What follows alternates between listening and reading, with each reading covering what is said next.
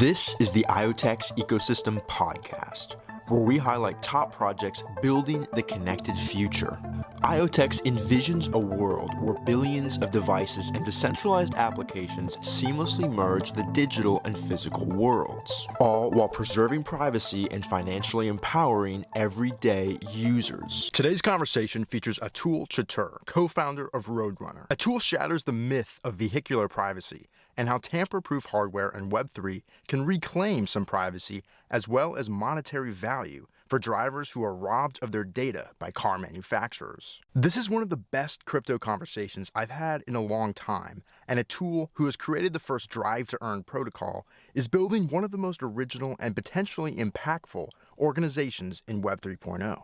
Later on in the conversation, Atul even describes his vision for building a decentralized car.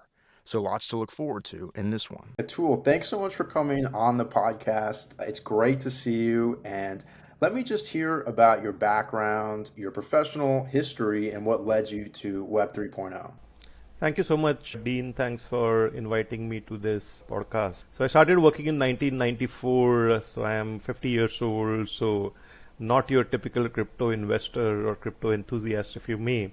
But luckily I had a very strong traditional finance technology background, which made me really appreciate Bitcoin and what it was. Although having said that, I got in a little late, so around the 2016 time frame into crypto. I am a mechanical engineer by profession, have worked with a hedge fund, have worked with a IT and information technology firm, Infosys Technologies, for about 8 years. So have a coding programming background. And then in about 2016, I started looking at crypto seriously. Frankly, I could have done it a little earlier, but did not for whatever reason. And then 2016 ended up investing in crypto for about 4 years, made really good money, especially in that second cycle from about 2020 onwards. And then I said there seems to be a lot more to crypto than just Bitcoin and Ethereum. Of course, they are the foundational forms of crypto, if you may. But I noticed, especially during the last cycle from around 2020 onwards, a few real world use cases. So I was inspired by Helium, by IoTeX, projects that had some real world connections, or let's call it the tokenization of real world assets. And I said, let me really see if that makes sense. Because a lot of what Bitcoin is, a lot of what Ethereum is just foundational platforms, right? It's all foundational technology. So unless someone actually builds real world connections, real world use cases, I think otherwise it's just going to stay pretty much in that speculative realm, if you may. Of course, there is a cross-border transfer of money use case. Let's just call it the cross-border payments use case, if you may. But that can be done by any cryptocurrency, right? It's not just, you don't necessarily need to have Bitcoin. You can have Ripple, you can have the 100 other cryptocurrencies out there and still achieve a similar objective, if you may. Of course, there are a few other nuances to that. It's not as simple as that. But as I said, tokenization of real world assets what really inspired me. I looked at Helium, IoTeX. I also noticed that there weren't really that many real world use cases or applications of crypto out there. So I said, why not really do that? So I, along with 3 engineers from IIT Madras, so that's important because I needed the technology brain power, if you may, to really do the implementation, coding, programming.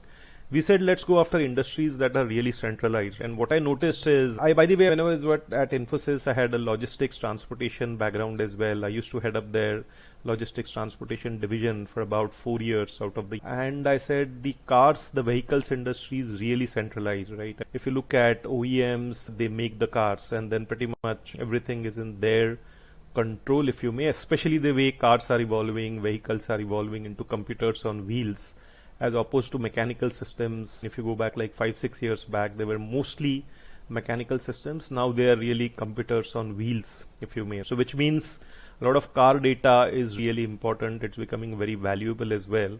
So we went after this entire, the cars, the vehicles, the connected cars space, if you may, including 2-wheelers, 3-wheelers, anything that moves.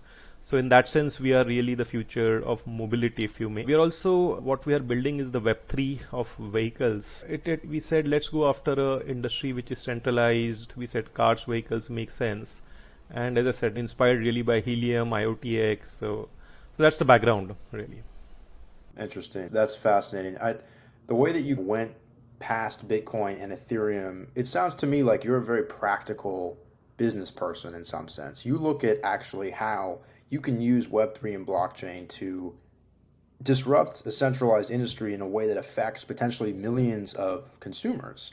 One of the major critiques of Bitcoin and Ethereum is that it's a very interesting intellectual and technical exercise to create a decentralized protocol for a monetary system in Bitcoin's case, or for generalized software applications in Ethereum's case. But where is the real world use case? That's like the number one critique of crypto is, how does this affect the average consumer's life? How does it make it better? And so you looked at a very physical, real world industry, which is part of this second wave of layer ones, IoTeX, Helium, that are looking at actually tokenizing real world assets. And you said, okay, let me look at the car industry. I have a professional background here. And what about it specifically makes it a ripe target for Web 3.0? Is it just how centralized the data is with the manufacturers, or what else is it? Yeah, so there's like a couple of things that I had been thinking about for a while.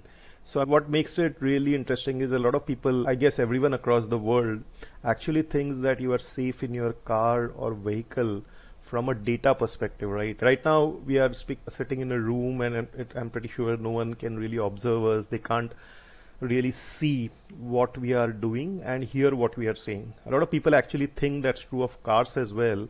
I don't know if they realize that there are very few car data privacy laws across the world. I was actually blown away when I looked at the US and I saw there is zero, literally zero, close to zero car data privacy laws. So when you sit in your car and if you are actually with doing a private act, it could be a girlfriend, it could be anything else, or you're discussing money matters in your car because you think no one can hear you, they can hear you, right? So the OEMs can actually hear you. So in the past it was the advanced car makers, and I'm so surprised. I looked at this Pegasus, the spying scandal as well, so the Israeli software, and that was on your mobile phones. And do people realize that the same sort of stuff is in your car?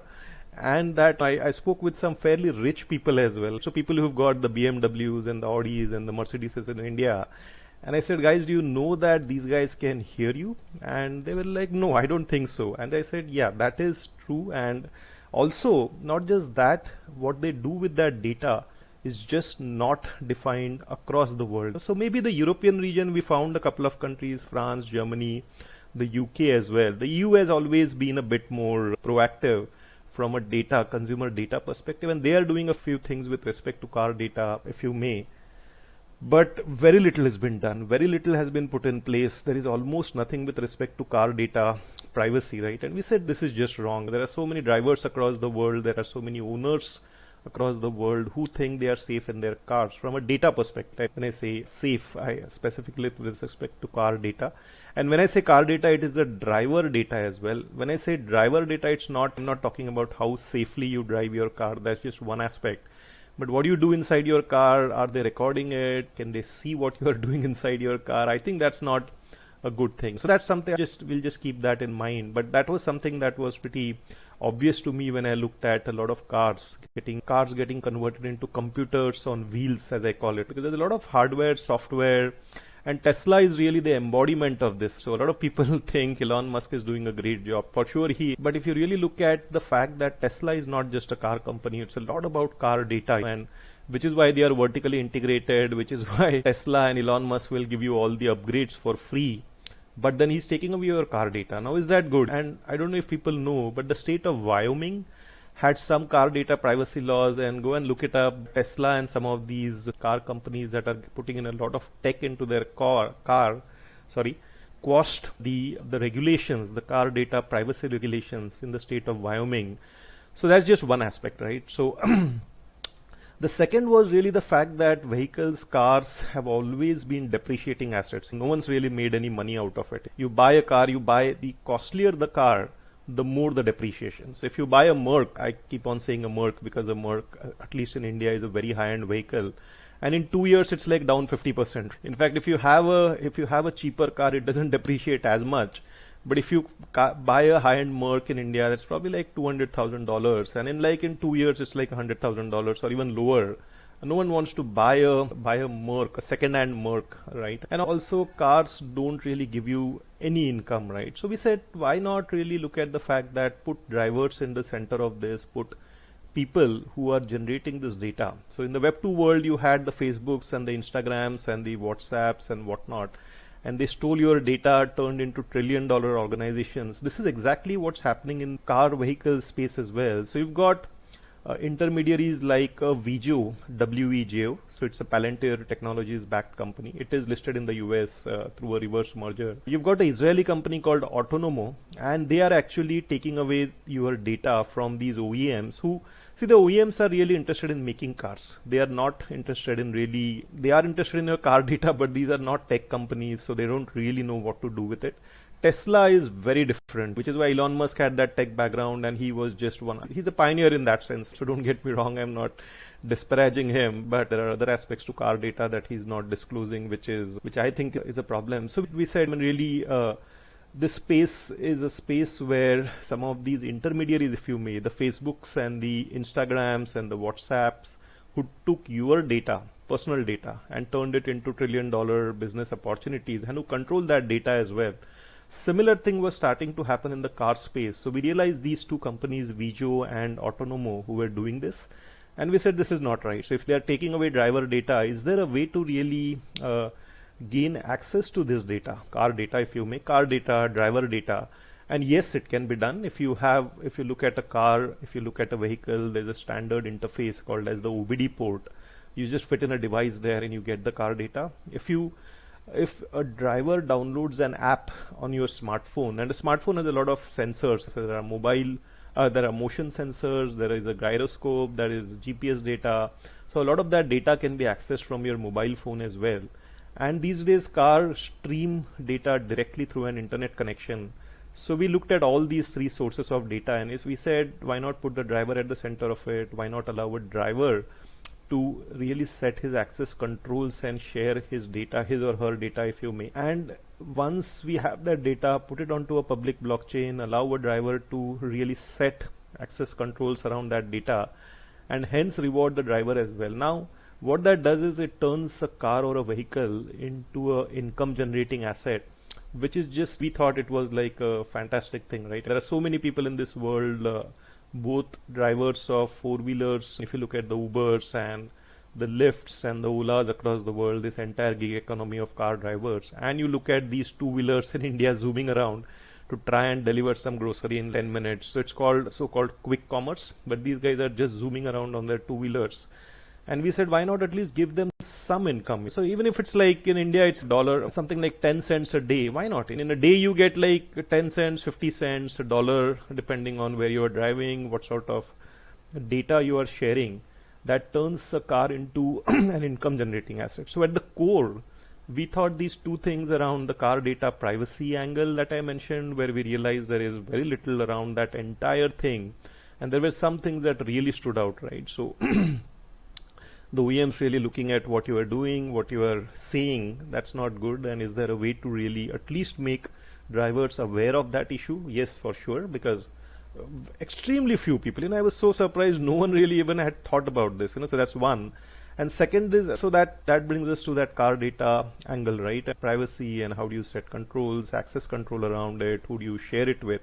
It should be in control of the drivers, and if they are actually doing that, why not allow them to monetize the data at whatever level? So we are starting out, I'm not saying you're going to be making like thousands of dollars from that data, but it at least sets precedence. It at least, hopefully we are the first people in the world who are thinking about this issue and turning these vehicles into some form of an income generating asset as well. And we feel that once this, hopefully as this takes off, that stream of income, that stream of cash that you make could also be turned as some sort of a collateral to finance your vehicle as well, especially the cheaper ones. I think financing a Merc or a BMW on the basis of car data is not going to happen, but why not a two-wheeler? If it's like in India, two-wheelers are literally like about $300, $400, right, on road cost. And I'm saying if they can actually make some money, and these two-wheelers run for hundreds of thousands of kilometers, and people use them for 10 years, etc. So if you can actually look at that data and just finance even half of it, why not? So that income generating, turning a vehicle into an income generating asset. And all these issues around car data privacy that I mentioned, I think are at the core of what we have designed, what we have put together, and the protocol as well. Yeah, you said so much there that piqued my interest. First of all, I've studied data privacy issues when it comes to big tech platforms, mobile phone usage, wearables. I never thought about cars. It's fascinating that you bring that up. I think the average person has no idea, like you said. And it's almost like sugar. Like in the US, you don't realize that everything you eat has sugar in it until you actually look at it.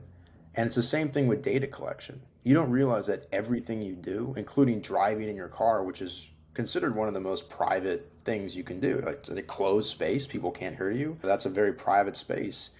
Your data is being collected. So at what level, I'm just curious, are they recording voice? It probably depends on the car, of course, the degree to which the technology is capturing environmental data. But let's take the most extreme example, right? Like a Tesla, the most computerized vehicle. What exactly is that capturing? Can you share some of the specifics? Yeah, so that takes us back to cars converting from mechanical systems into computers on wheels. So this is a very recent trend. And if you actually look at most cars, except for Tesla, we'll leave Tesla aside for 2 minutes and I'll tell you what. I mean, the other OEMs. So if you look at a Volkswagen, I don't know, you look at anyone, Toyota, etc., they weren't the ones who really were putting in all these things into their cars. They were still focusing on making great cars, great performance, great mileage, smooth drives, smooth rides, whatever. And then Tesla came along and Elon Musk said, hang on, you guys are thinking about cars and how to make great cars. I'll think about what to do with the data and how to access that data as well. So what we realize is that, see, a lot of these cars as they turn into computers on wheels have definitely got a way to access your data, whether it is driving data, driver data, what you do, what they definitely have a way to access that data. And what's more worrying is that there are very few car data privacy laws which basically say what do you do with your car data. So it's not so much, to me, see, frankly, I can't get inside all these cars to really figure out what they are capturing. I'm pretty sure it's all private as well. But for sure they are capturing data, and the worrying part is there is no car data privacy law saying, hey guys, you can't do this with this data that you collected. And you look at a high-end Merc, or even if you look at some of these low-end vehicles as well, there's a set of 100 features, 200 features, and you probably, when you drive a car, you're like probably using about 20 of them. For sure, my car has got like 100 features, but what do I do with all the gadgets, all the stuff? And for these OEMs to fit in a camera in there on the basis of the fact that saying that they are actually collecting this data to make your ride or make your drive or make your experience a more convenient experience is pretty easy to say. But what do they do with that data? And since there are no data privacy laws, we said we realized that there needed to be some sort of a way to at least make drivers aware of this issue, because people are just not aware. Even the richest, the most knowledgeable people weren't aware of this issue. So what I'm saying is it's a twofold problem. One is these OEMs for sure, as they convert their cars into computers on wheels, are accessing this data. And second is, since there are very few car data privacy laws, they can do anything with this data. I'm pretty sure at some point in time over the next few years, it'll turn into a Pegasus kind of a scandal. A spying scandal or something like that. But because people are just so unaware. When you sit in your car, you do all kind of crazy things. You can discuss all kind of private matters in it as well, marriage, money, whatever else. And if that data is being accessed by these car companies, you don't even need a cell phone then, right? Because cell phones are like putting a Pegasus kind of thing on your cell phone is now like, maybe people are aware of that, but people are just not aware of this car data privacy thing. Yeah, we've seen this story before. We saw it with big tech. They would tell us, we're going to personalize your experience. We're going to improve the platform by taking your data, and we're going to give it to you for free, an obvious exchange, or at least it was. And then, as you said, scandals started happening, and people became very aware of their data privacy when it comes to using software-based, computer-based platforms. But in the car, it's totally different. So what we're talking about is, as you said, it's not totally clear what's going on with this data. It's very private. It goes off into kind of a black box. But there are third-party companies like Palantir that they're selling that data to. Presumably, they're selling it to potentially data brokers for advertising purposes. All this could be going on. Do you have insight into that? Yeah, I think, Dean, on that, see, to me, which is why I came to this thing around Tesla and all the other OEMs. If you look at all the other OEMs, to them data is a bit of a commodity. So they capture this data, they have very little clue what to do with it. For sure, pay per mile, pay as you drive insurance, some of those use cases are very obvious. I'm sure some of these companies may do something with the car data in that sense, right? So let's say the insurance use case. But if you look at this data, if you collect this data, what do you do with it? So the best thing is sell it off to a data broker, get something in return, and that's the end of it, right? For a lot of these OEMs. So Tesla is quite different in that sense, because they are actually doing something with the data, trying to build their applications, which is why Tesla is valued at $1 trillion and all the other OEMs put together are like 0.8%, like 80% of that. So a lot of people don't actually realize that, and Elon Musk has never spoken too much about it as well, because there is a sensitivity angle there, right? If he starts talking explicitly about car data, then I'm pretty sure the car data privacy laws kick in, which they will at some point in time. I don't think he's going to get away with this. I hope not, at least. But so as I said, so really the fact that this data, as I said, is being accessed, is being sold by these OEMs, especially the non-Tesla OEMs, is pretty obvious to me. I've seen some of these, I forget the name of this company, hopefully it will come back to me later. But as I said, the likes of Vigio, Autonomo, there's one more, somehow I just forget, it's a European company, and it's suddenly grown in the last few years to be like a $25-30 billion company, which is just taking all this data from the OEMs and doing God knows what. So once you hand it off to a data broker, then it becomes very different, because the OEM is not selling the data technically to whoever, but the data broker can. OEM just means the car manufacturer, right? Yeah, the car manufacturer. So the car manufacturer can sell the data to a data broker, and they're still safe because they're just bundling together the data, and it's like raw data, and like we don't care. But the data broker can then break it down. I'm pretty sure they can think about what's sensitive, what's not, who to sell this to. So you're saying there's a $30 billion company that arose purely based on car data? Correct.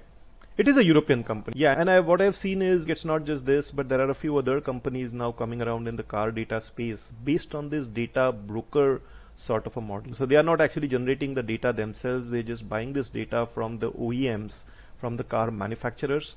And that to me is even more dangerous, because the car manufacturers can be held responsible, but once you sell off that data, they can say, yeah, we weren't aware. So if the data broker sold it for something or to someone, how are we really responsible for that? Yeah, that's the problem really. Okay, so we've articulated the problem, right? There's a major industry built around car data specifically. You're not private in your car. This data is getting harvested. There's no laws. How does Web3 fix that? So you talked about having an ODB reading device that can do what exactly? Can it intercept the data, or it just creates an alternative version of it, or how does that work? For just to be very clear, we are accessing car data, we are accessing driver data as well, so how you drive, and we are accessing data that is streamed by the cars directly through an internet connection. So what that allows us to do is I can access your car data through the OBD port. It's called an onboard diagnostics port, and this port is actually fitted inside, it's present inside every single car on earth, except for a couple of EV models, surprisingly, not so surprisingly by Tesla. So 2020 Tesla actually quashed the OBD port requirement in California. So obviously he's been successful to do that, but he's taking away that standard interface from your car that will allow you to access car data. So he's actually taken that away. But every single car in the world, And there's no alternative. there's no alternative. So the entire data is not only controlled by Tesla and Elon Musk, but he's not even allowing anyone else to look at what that data is, so to say, right? Whereas other cars, there's still a way to access this car data. There are OBD ports in every single IC car, so internal combustion engines, so petrol, diesel, gasoline, if you may. Every single car needs to have that port. It's mandated by law. And we fit in a device there to collect car data, so which brings in the IoT or the where angle to our protocol. We actually started out that way, and then we evolved into a few more other aspects around Web3, which I'll get to later. But that allows us to access the car data. We have a driver app that sits on your cell phone that allows us to access driver data as well. And when I say driver data, how do you drive? Do you brake too often? Do you turn rashly? Do you overtake people on the road? Are you an unsafe driver, if you may? So that's what we are focusing on. And the third is really data that is streamed directly from a car, which is through an internet connection, right? Now, while we've started looking at this data, we need to be careful whether this is private data as well. When I say private data, are these like recordings of what you're saying in the car? Are these even visuals of what you're doing in the car? And there are companies in the US especially that I've seen in the European region which are starting to access this data through dash cams as well. So dashboard cameras, both inward and outward facing, so that they can actually see what you are doing under the guise of safety. So for example, if you leave your baby inside in the car and you've got a camera in there, they can tell you, oh, the baby is unsafe or whatever, right? And then you can come back from your shopping and do whatever. But so a lot of these devices are inside the car, and that really allows them to access this data. So let's just be clear about what you've built. So you've actually built a proprietary ODB reader that is it's a secure hardware element that can capture data in a tamper-proof way and then feed that directly into a blockchain. Is that right? Correct. So the point is that the hardware device is a trustless device, right? So you've got the vehicle, which is a car or a two-wheeler or whatever, which is a single source of truth. So if you actually stream data from there and no one is interfering, no one can really play around with that data. So that's one. The same way, if you do that from the driver app, that is a single source of truth as well. So you can't really, tamper with your cell phone and change that data. And the same way, if data is being streamed from a car directly, where the likes of Hyundai, through some of their software that they've built out, allow the streaming of the car data directly from the car. So those are the three ways we access car data. We put it onto a public blockchain so no one can tamper with it. And that has use cases like car resale. When you resell a car, for example, you've got the history of the car, repair history that is, and the mileage, the number of miles you've driven. And most times people just tamper with that, which is what changes the value of the car. So if you've driven like 60,000 miles, you just do 40,000 miles, and if you had 4 accidents, you say I've had none, and the car value goes up. So once you put this data on a blockchain, you can't do that. So that's like just one. So Carfax, yes, it is. I was told about it quite a few times. I've lived for like about 6 years in the US. I'm aware of no one in the world knows it. And if you come to India, you go to Brazil, no one has any clue about a car, right? So when it goes up for resale, you don't know what the repair history is, you don't know how many miles it's driven. But if you've got this data put onto a public blockchain through these 3 data sources that we've built, device, the driver app, which is mobile telematics, if you may, and the direct streaming of car data through an internet connection, which is not present in India and most emerging countries, but you can not play around with the data once it's on a public blockchain. And to that extent, yes, it is a decentralized Carfax as well. And even Carfax is totally centralized. For sure, you trust it, but who knows if they're actually playing around with the data or not and what they do with that. 3 sources of car data: the IoT or the hardware device, specifically the OBD port, is what we are starting out with. We initially built our own device to do the testing and all, but we've just partnered with third-party manufacturers. That's very important because we are not a hardware company. So that's the first source of car data. The second is the mobile telematics. Yes, that app we have built out ourselves. We intend to build it ourselves as well, because there's a lot of data that can be accessed through a driver's smartphone once he is inside the car and driving the car. And third is this direct data streaming from the car, but there we are dependent on the OEMs. So to that extent, yes, it is an important source of car data, but we are just thinking about building our own streaming connection from the car so that we are not really dependent on someone else, because that's, I think, is very important from a decentralization perspective. But these 3 sources of car data, put it on a public blockchain, no one can play around with it, no one can change that data, and it also allows the driver to set his own access controls, right, around what he wants to share, he or she wants to share, and what they don't, and hence really they are and hence the monetization aspects as well. So to be very clear, we are not selling the data without the driver's permission. So if he wants to sell, for example, his data to an insurance company, will do that. However, over a period of time, the plan is to also develop decentralized protocols around all these other use cases. So decentralized car insurance or vehicle insurance, vehicle finance, car resale, carpooling, ride sharing. So the first use case we are building out is carpooling. So we looked at BlaBlaCar, for example, and it's a very famous, so they've got 100 million cars on the road now, and this is just a driver to passenger connection. So if you're driving in India, we drive between 2 cities, so let's say like about 100 miles apart, and you can just publish that information and I can get 3 people into my car. So it's quite nice, right? I get some social interactions, I get to make some money, and they've grown very popular. But they need the car data, they need the driver behavior data as well, driving data if you may. And the carpooling app is the first decentralized app that we are building on top of this data. So we are selling very little data. Maybe for the insurance use case we will sell that data because there is a lot of demand for that sort of data. But a lot of the other use cases we are building out ourselves, the apps as well, on top of the car data that we are accessing. So in that sense, we are just not selling car data. We are not like a data broker where we say, here's the data, we're just going to sell it to someone else. That's not our model. So just to be clear, you're not stopping the data obviously getting sent to the OEM. You're just creating a mirrored version of the data that is under the user's control. So you can actually create collectivized bargaining of users to actually monetize their data, whether on an opt-in basis, you're not forcing them to do it, but it gives them some monetary control and some access to the returns from that data. And you're actually creating a whole platform around this data and the users where you're using a carpooling app. Potentially you're going to partner with insurance companies to give some money back to the users. So there's a whole host of applications that you can build with this data. So it's actually a platform model that you're talking about. And the key here is going to be bootstrapping as many users as possible. So I'm sure you have some crypto token wizardry going on to amplify the adoption early on. So can you talk about some of the cryptonomics, tokenomics that you've thought of and are introducing into the system? Yeah.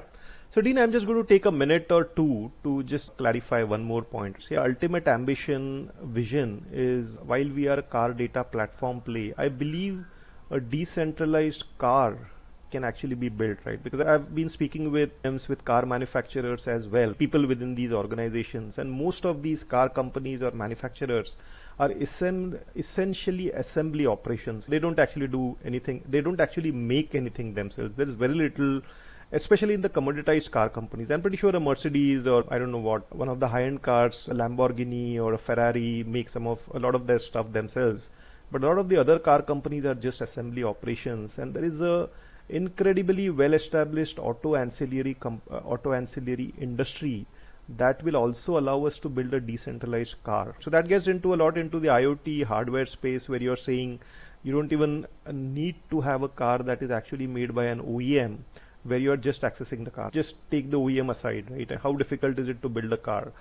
And again, it is an ultimate vision, right? I'm not saying we do it right away. We are just starting out, but we would love to do it ourselves, but I hope this inspires other people to think about this problem. And maybe there's someone out there who says, I've got expertise in hardware, in building a car, and it's not that difficult at all. Because then we are saying is, if you assemble something that is a car, but the car data elements are totally decentralized, and there's a dash cam and there's these OBD port that allows you to access car data, there's sensors within the car as well that you can put up inside a car and access a lot of that sensor data as well.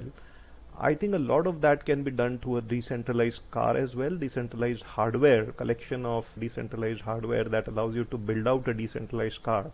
But that really is just the ultimate vision. I don't want to really stress on it too much because it's like probably 10 years out, but I hope it gets there as we build out the Web3 space, and as the Web3 space encompasses some of these IoT and hardware elements as well. The vision is to really build out a decentralized car, because we don't want to be dependent on some other OEM blocking us, because I'm pretty sure at some point in time they will wake up if we are selling their data, right? Although that's questionable, because if you are the driver, you own the data, it's not the OEM which should be owning the data, because he's actually sold you the car. Once he's sold the car, they shouldn't even be accessing that data. So that's a very important distinction, right? Because the same way, once they sell you a computer, they should not be accessing your data. No one thinks about this, but once they have sold you the car, why is the OEM even accessing that data, if you may, right? So there are a few nuances in there. We realize that it's not that easy. We are obviously going against a very centralized industry here, and a very strong industry as well. I don't think the OEMs would particularly appreciate what we are trying to do. But again, that's an ultimate aim or vision. As far as the crypto economics, the tokenomics go, yes, what we have done is we have a dual token system, right? Pretty much similar. So we looked at a lot of things apart from Helium, IoTeX. We looked at StepN, we looked at Axie Infinity, looked at play to earn, and we said, what's the way to have a earn while you drive model, right? It's not a drive to earn model. So it's not if you drive let's say 100 miles a week, and if you do 500 miles just because I'm giving you some reward, you're not going to get. So that's the way we have structured the tokenomics as well. So we don't want to incentivize driving here. So even if it's EVs, it's not about the carbon emissions. It's, why fundamentally, while we love cars, we are not really fans of just more driving, because it creates traffic, it creates so many vehicles on the road. Instead of just walk to work, instead of that just run to work. But can you earn some money while you drive? Because cars are not going away, vehicles are not going away, they will stay around for sure. So can you earn while you drive? And what we have done is, as far as tokenomics goes, there is a dual token system. So we've got a reward token which is called SDT, which is safe driving, which incentivizes safe driving as well. And there are various parameters around what we mean by safe driving, which also includes lesser driving, by the way, and a few other elements as to what safe driving is. And the other is the car token, which is our governance token. So it's pretty similar in that sense to a step-in model with GMT and GST, or Axie Infinity with the Axie token AXS, and the Smooth Love Potion, the SLP token. So that's the tokenomics. The in-app reward token SDT rewards the drivers. That's the incentive for the drivers to be rewarded for their car data, if you may. And the governance token is more of a governance token. It is the token that we use to raise capital as well. So it's got some other. It is really the reward token, right? That rewards the drivers. And this will be the token that, for example, insurers would pay in to access data. That's how you create the two-sided market. That's actually the token that's going to be used to buy and access the data platform. Is that right? So what we have done is, for insurance companies specifically, right? So wherever we sell the data, we are just going to do that in fiat, right? We are not involving some of these Web2 companies with necessarily with SDT or car. Maybe if they want to come in as partners, if they want to be involved with the governance mechanisms, yes. But SDT is more for the drivers, and we don't really want to incentivize anyone else. It's purely what the drivers do, how they are rewarded, how they use the gamification elements as well. And very importantly, Dean, here we've also built a GameFi model where even if you're not a driver, right? Let's say, I don't know where you live, but let's say it's the US and you've got a kid who's 15 years old and he buys one of our NFTs. He can lease it out to a driver in India who's doing like 100, 200, 300 miles a day, because that's his bread and butter. There's no way he can do anything else. There's like drivers in Mumbai who drive around 18 hours a day, 18, 20 hours a day, even at 2 o'clock in the night, because that's their earning. And your son, daughter in the US can lease that NFT, the car NFT, to them. So they are not even a driver, right? It's just someone sitting somewhere who thinks, who can buy our car NFT, lease it, that NFT, to a driver across the world anywhere who's just driving for their bread and butter, and allow them to make earnings out of that activity, and then take away like a 20%, 30%, whatever it is, something like that. So Axie and I think Step-in is going to bring that in as well. I think it's just such a powerful model. If you are not doing an activity but someone else is, and if you can actually incentivize him to earn some money, why not? And you take away like a 20% of it, fair enough. It's not like a very high take rate. It allows them to earn something from a physical activity that they are doing. In our case, it's driving, and there are so many drivers across the world who really don't make a lot of money. And even if they do, why not allow them to make some extra money? And then you can take a cut of it through the NFT mechanism that we have, which brings me to the GameFi elements as well. Originally, we did start out, Dean, being a IoT plus blockchain project. We focused a lot on the car. We loved the car. Let's get inside. Let's put the OBD device.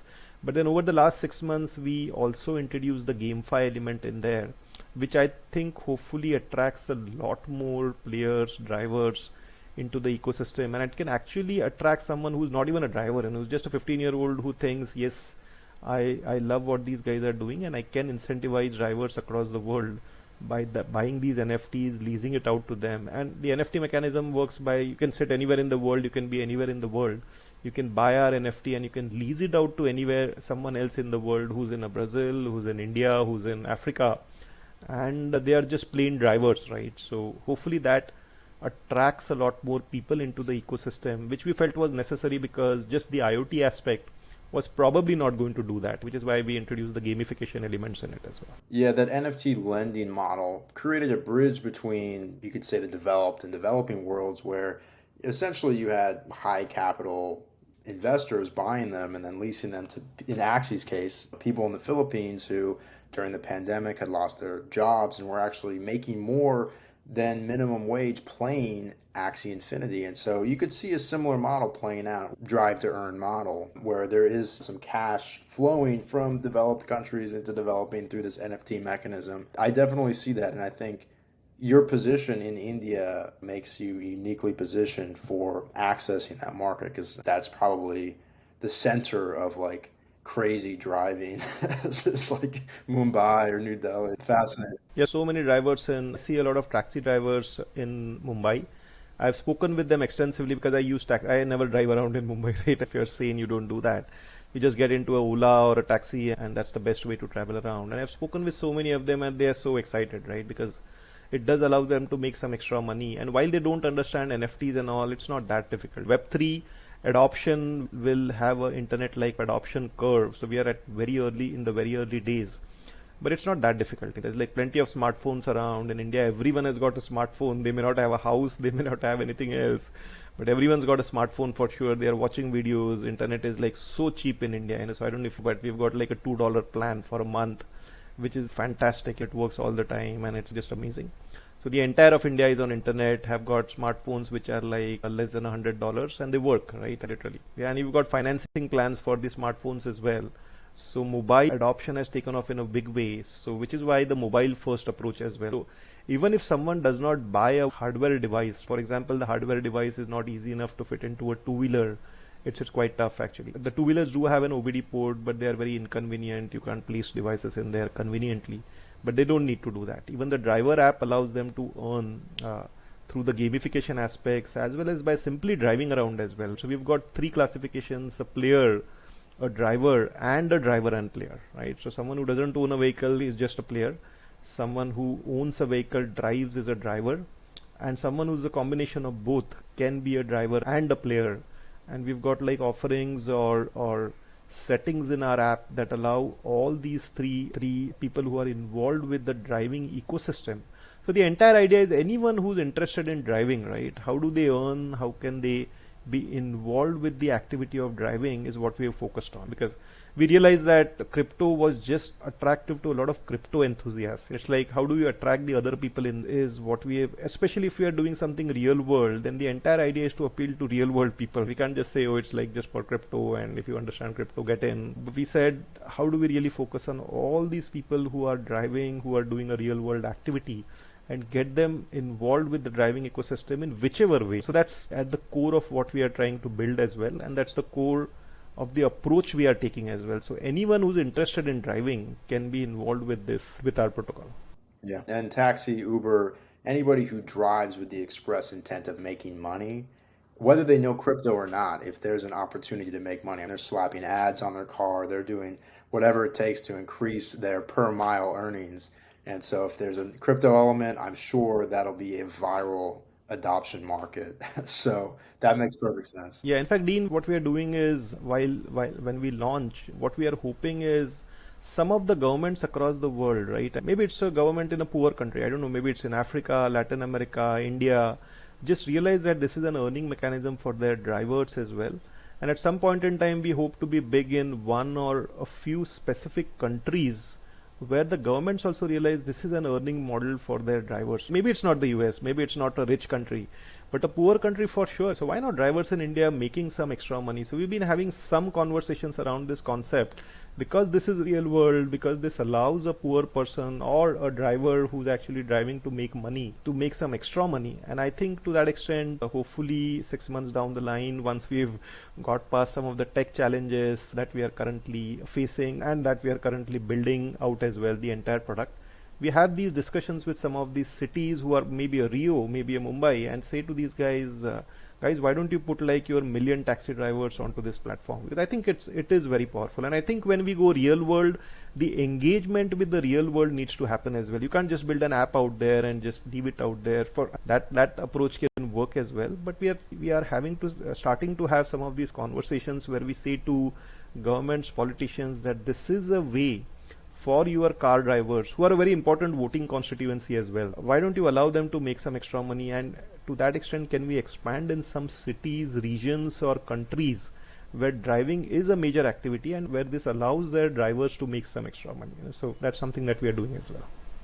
Fascinating. And I see this as a fairly bear market proof application of Web3, where you're actually just targeting users who don't really care about the Bitcoin price. They're just looking for a way to make some money. And so the bear market, this is a perfect application. And the point I was trying to make there is that when we have these conversations, what we are trying to do is build a swap feature where crypto is accepted, regulated. Maybe we do it in El Salvador, maybe we need to speak to their president, where we say, why don't we have a swap feature which just swaps these tokens into a stable coin or into even your fiat currency. A lot of taxi drivers would want to see 5 rupees or even like 10 cents in their wallet against 10 SDT, right? If they want to do that. If they don't want to do, also parallelly we realize that this could result in dumping of our token, because if we convert and then which is why the GameFi elements, right? So you don't need to sell SDT, you can use SDT as a token to level up. So we've got some leveling up NFTs as well. The same way you can level up a sneaker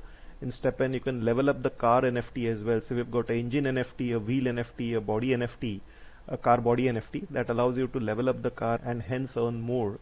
So the SDT token hopefully has both things. So we've already built out the first thing, which is using that SDT token within the ecosystem to level up your NFTs and earn more SDT tokens. However, if a taxi driver wants to convert it into a USDT or a USDC or even a fiat currency, of course fiat currency conversion comes in where crypto is accepted.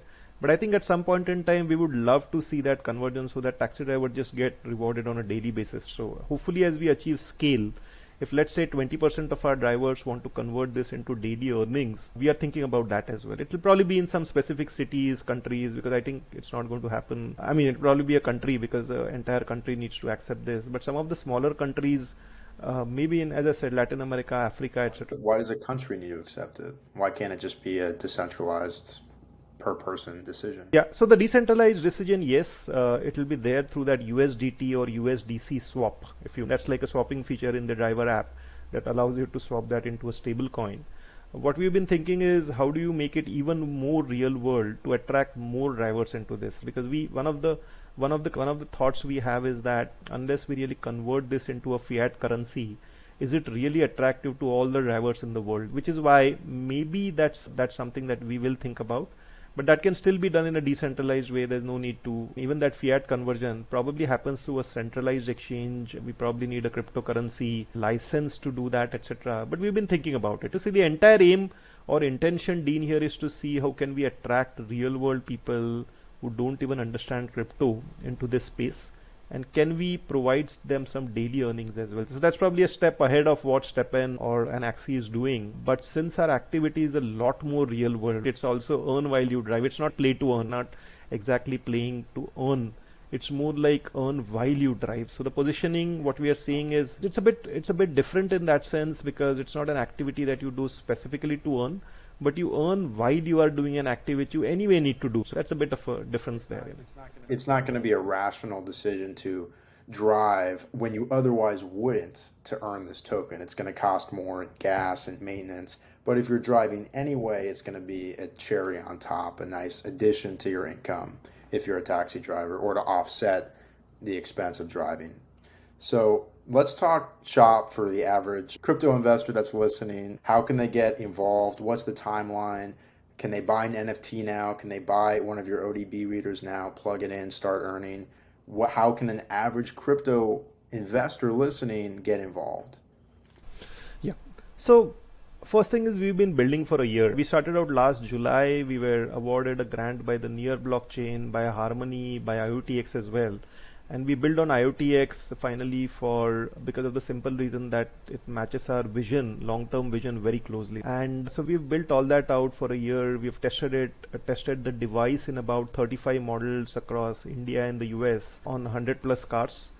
We are conducting POCs right now in France, the UK and the UAE, the Middle East. And most importantly, we are launching this Saturday. So we are like literally 2 days away. Well, today is Friday actually, so in India, so it's like tomorrow. Evening, from which point onwards you can start purchasing our NFTs specifically. The devices will be launched about 15 days from now. We're just like fine-tuning a couple of things. So literally in the next 1 month, you'll have both the NFTs as well as the devices available for sale And yeah, so we are launching globally like tomorrow, literally, maybe a little more than. And by the time this podcast gets published, most likely that the NFT and the device will be available in the next couple of weeks. So by the time this show is out, those might be available. So if you're looking to buy, what's the website? Where can they go? 24 hours. It's roadrunner.io. Roadrunner is ROADRUNR.io. So the spelling is a little different. So we said Roadrunner, RUNR.io. Yeah, we'll link to it. Yeah, so people can just go directly to it from the show notes. So with that, let me just get, if there's any final calls to action for the audience, join Telegram. You can go ahead and say that now. Yeah.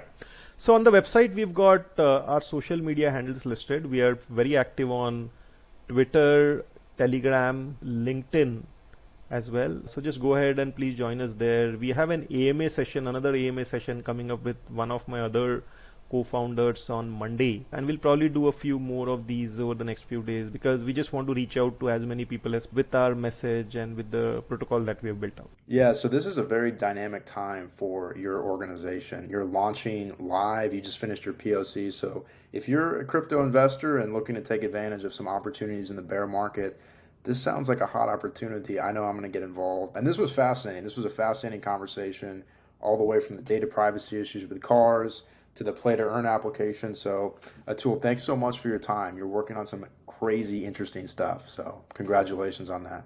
Thank you so much, Dean. Thanks for your time as well. Thank you for having me on the podcast. All right, to be continued.